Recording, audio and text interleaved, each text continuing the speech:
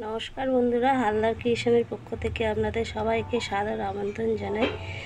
তো আজকে এই যে দেখতে পাচ্ছ 5টা কই মাছ আছে, এগুলো ছিপে তোমাদের দাদা ধরে এনেছে। তো কত বড় বড় দেখতেই পাচ্ছে, সব কটাই জ্যান্ত। আমি জলটা ফেলে দিয়েছি কাটবো বলে। তো এই কই মাছ দিয়ে একটা রেসিপি করব, দেখি তেল কই করব কি কই মাছের জ্যান্ত মাছের ঝোলও খুব ভালো হয়।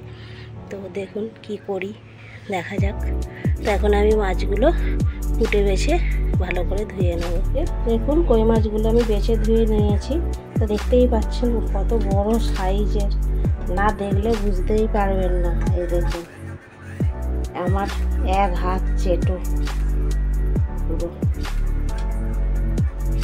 তো চলুন মাছগুলো এখন আমি ভেজে নিই।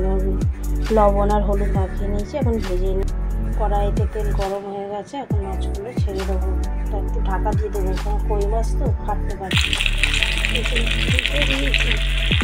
আর এই দিকটা একটা দিলে অসুবিধা হয়ে গেল, দিতে পারিনি। এত বড় কই মাছ, এই দিকে সব থেকে বেশি হয়।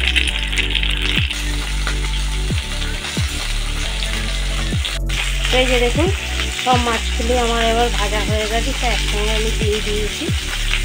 তো এখন আমি মাছগুলো ভেজে এবার তুলে নেবো। এই যে কই মাছগুলো আমি ভেজে তুলে নিয়েছি।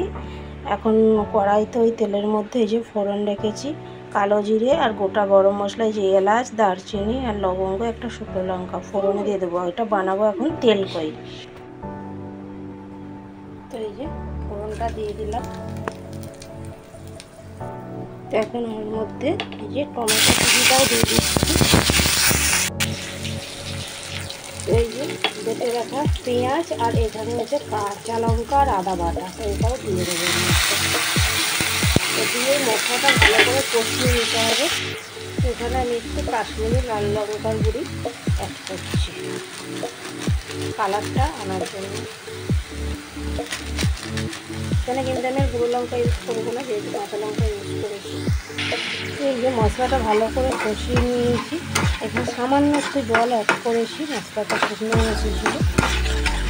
এটা খুব ভালোভাবে কষিয়ে নিয়ে এর মধ্যে এবার খানিকটা পরিমাণ মতো জল দিয়ে দিতে হবে আর লবণ দিতে হবে, দিয়ে মাছগুলো দিয়ে দেবো। তো আজকে ওই তেলটা আমি কিন্তু সর্ষে পোস্ত বাটা দিয়েই বানাবো। এই যে এখানে সর্ষে পোস্ত পেস্ট করে রেখেছি। তো আমি এখন এখানে সামান্য পরিমাণে জল অ্যাড করে দেবো।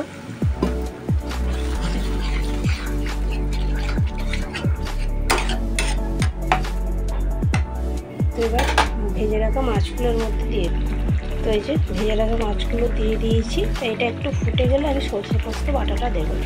তো এই যে দেখুন কই মাছটা ফুটে গেছে, এখন আমি যে সর্ষে পোস্তটা পেস্ট করে রেখেছিলাম সেটা এর মধ্যে দিয়ে দেবো। এটার মধ্যে আমি একটু জল দিয়ে গুলিয়ে রেখেছিলাম। তো এই যে ফুটে গেছে, এখন আমি একটু লবণ দিয়ে দিলাম। তো এই যে দেখুন আমার তেল কইটা সর্ষে পোস্ত দিয়ে রেডি হয়ে গেছে। তো ভিডিওটি যদি ভালো লেগে থাকে লাইক, কমেন্ট এবং শেয়ার করবেন। যারা এখনও আমার চ্যানেলটিকে সাবস্ক্রাইব করেননি নিত্য নতুন রেসিপি পেতে আমার চ্যানেলটিকে সাবস্ক্রাইব করে রাখবেন।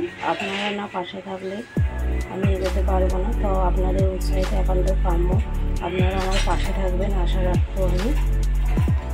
তো একবার বানিয়ে দেখবেন কেমন লাগলো, তাহলেই বুঝতে পারবেন। তো দেখা হচ্ছে পরের কোনো ভিডিওতে।